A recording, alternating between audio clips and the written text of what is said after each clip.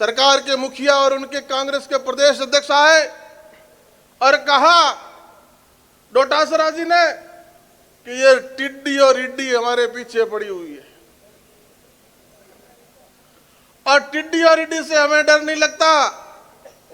भैया, तुमने टिड्डी की चिंता की नहीं, और किसान की इस टिड्डी के लिए चिंता अगर किसी ने की तो नोखा की छत्तीस बिरादरी ने जिस लड़के को विधायक बना के भेजा, उसने पाकिस्तान की सीमा पर सुबह 4 बजे जैसलमेर के कलेक्टर को जगाया, सुबह 4 बजे। और जब कलेक्टर मेरे मौके पर आया तब तक 2000 किसानों को जैसलमेर के बॉर्डर पे इकट्ठा करके ट्रैक्टरों के साथ, स्प्रेयर के साथ, दवाइयों के साथ सीमा पे खड़ा कर दिया, टिड्डियों के मुकाबले में, जैसे कोई भारत की फौज पाकिस्तान के मुकाबले में खड़ी हो। और जब जैसलमेर कलेक्टर आया और उसने वो दृश्य देखा, वही कलेक्टर बाद में बीकानेर कलेक्टर बन के आए, तो वहां से वो शुरुआत हुई। और जब शुरुआत हुई तो तीसरे दिन राजस्थान के मुख्यमंत्री को वहां जाना पड़ा, क्योंकि वहां से आपकी टिड्डी के मुकाबले में किसान के लिए कोई खड़ा हुआ।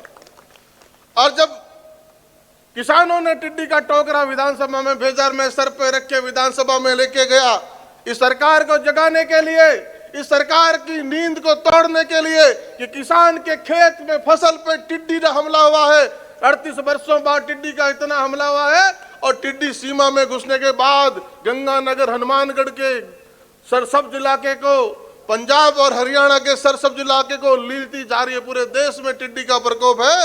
राजस्थान की सरकार इसकी चिंता करे, राजस्थान की सरकार कुंभकर्णी नींद से जागे। और ये जो कहते हैं डोटासरा जी के टिड्डी से डर नहीं लगता, जब टोकरा लेके गया तो इस सरकार के 4 मंत्रियों ने कहा नोखा विधायक पे मुकदमा दर्ज होना चाहिए कि ये टिड्डी का टोकरा राजस्थान की विधानसभा में लेके आए। अगर इन टिड्डियों ने उड़ के जयपुर की विधानसभा में अंडे दे दिए तो यहाँ टिड्डियां ही टिड्डियां हो जाएगी। अगर इन टिड्डियों ने माननीय विधायक और मंत्रियों पर हमला कर दिया तो सरकार का नुकसान हो जाएगा। ये उनके सवाल थे कि नोखा विधायक पे मुकदमा दर्ज होना चाहिए। मैंने कहा मैं विधायक नोखा का जनता ने भेजा है किसान की बात रखने के लिए, मैं मुकदमे के लिए तैयार हूं। मेरे पे मुकदमा करिए, लेकिन किसान की चिंता करिए। ये टिड्डियां किसान का खेत खा गई है, किसान की फसल खा गई है, किसान के सर पे, शरीर पे चढ़ी हुई बैठी है, और टिड्डियां इस तरह छा जाती है, छाया कर देती है। लेकिन आप चिंता मत करो सरकार, आप चिंता मत करो सरकार। इन टिड्डियों को मैं लिखा पढ़ा के लाया हूं, सिखा के लाया हूं कि जब तक नोखा का विधायक नहीं कहे तब तक उड़ना मत, और जब तक नोखा का विधायक कहे तो उड़ना मत, तो अंडे भी मत देना। सरकार का मंत्री बोले कि ये कोई तुम्हारी बात समझती है क्या? मैंने कहा हमारी किसान की बात तुम तो नहीं समझते, लेकिन टिड्डियों को समझा के लाया हूं। और ये टिड्डियां अगर तुम जानते हो तो नमी में अंडे देती है। विधानसभा का सारा फर्श आरसीसी कंक्रीट से इतना मजबूत किया हुआ है कि ड्रिल मशीन से भी यहां खुदाई नहीं हो सकती, अंडे नहीं दे सकती। ये पता होना चाहिए तुम्हारे। और विधानसभा के अंदर छाया नहीं है, चारों तरफ एसी चल रहे हैं। और मैं इनको कह के लाया हूं कि जब तक टिड्डियों को सूरज की रोशनी नहीं मिलेगी, धूप नहीं मिलेगी, तब तक इनके पंख एंटीना काम नहीं करेंगे, उड़ नहीं पाएगी। इसलिए मैं टोकरा खोल भी दूं तो उड़ेगी नहीं। ये तुम्हें पता नहीं है क्योंकि तुम सरकारों में बैठे हो, तुम अंधे हो गए हो, तुम अहंकार में हो। ये हमें पता है कि किसान के बीच में बैठे हैं, खेती किसानी की पढ़ाई करके आए हैं। इसलिए इस चिंता से राजस्थान की सरकार को रूबरू कराने का काम किया। और जब ये पता चला कि राजस्थान में इनके लिए लड़ेगा कौन, किसका कृषि विभाग का अधिकारी लड़ेगा, पता किया कि राजस्थान में स्थिति क्या है कि हजारों पोस्टें खाली पड़ी है। नोखा में एग्रीकल्चर सुपरवाइजर की 49 पोस्ट है और 6 पे है 43 खाली पड़ी है। किसान केसरियों के राज में 49 पोस्टों में से 43 खाली पड़ी थी, किसी का पता नहीं था। ये तो भला और टिड्डी का, और टिड्डी आई तो पता चला कि धरातल पर स्थिति क्या है। सरकार से लड़े और उस टोकरा ले जाने का कमाल है। 5000 राजस्थान के कृषि ग्रेजुएट को नौकरी मिली, 5000 परिवारों में रोजगार पैदा हुआ। और वो नौजवान टिड्डी से किसान के साथ मिलकर लड़ा और किसानों को करोड़ों रुपए का मुआवजा मिला। इसलिए डोटासरा जी, टिड्डी से आप क्यों डरे? किसान की लड़ाई आप लड़ना नहीं चाहते। किसान के साथ आप धोखा करके कर्ज माफी का झूठा वादा करके सत्ता में आए। और अब ईडी से क्यों डरते हो भाई? अगर तुम दूध से जुले हुए हो, पाक साफ हो, तो ईडी से क्यों डरते हो? क्यों बिलबिला रहे हो? कह दो ना कि जांच करो, हम जांच के लिए तैयार हैं। लेकिन तुम डरते हो क्योंकि पेपर लीक में तुम खुद शामिल हो। तुमने बेरोजगारों को बेरोजगारी भत्ता देने की बात की, लेकिन तुमने बेरोजगारों के अरमानों को लूटने का काम किया।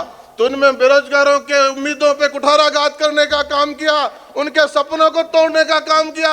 यह हजारों छत्तीस बिरादरी के नौजवान बेटे हैं, 5 वर्षों में 19 परीक्षाओं के पेपर लीक हुए। क्या कोई सरकार के स्ट्रांग रूम से, शिक्षा संकुल से पेपर निकाल सकता है? जब तक सरकार का मुखिया तक उसमें शामिल ना हो। जब राजीव गांधी स्टडी सर्किल को जिम्मेदारी दी ये पेपर आयोजित करने की, राजीव गांधी स्टडी सर्किल का अध्यक्ष कौन है? उनका मंत्री सुभाष गर्ग है। उसका अध्यक्ष कौन है? मुख्यमंत्री खुद है। किसकी जिम्मेदारी है? एक दिन बोर्ड के अध्यक्ष को बुलाया, उसको पद से हटाया, उसने कहा मुझ पे आंच आई तो बात दूर तक जाएगी, उसके बाद उसको छोड़ दिया गया।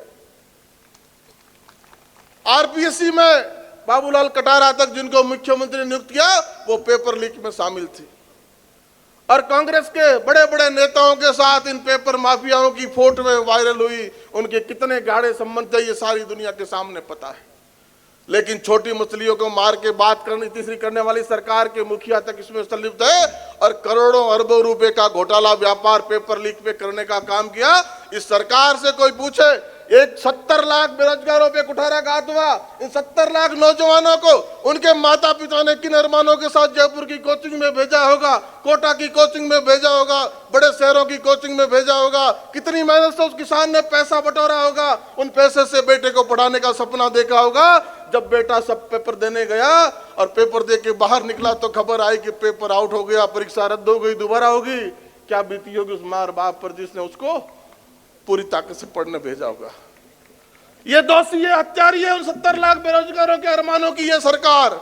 उनके माता पिता से करोड़ों जन से करोड़ों की आबादी की ये दोषी है सरकार। इसलिए क्या हुआ उन गारंटियों का? ऐसी सरकार ने जिन किसान नौजवानों के साथ धोखा किया, इसको उखाड़ फेंकने का मौका 25 नवंबर को आपको हमको मिला है।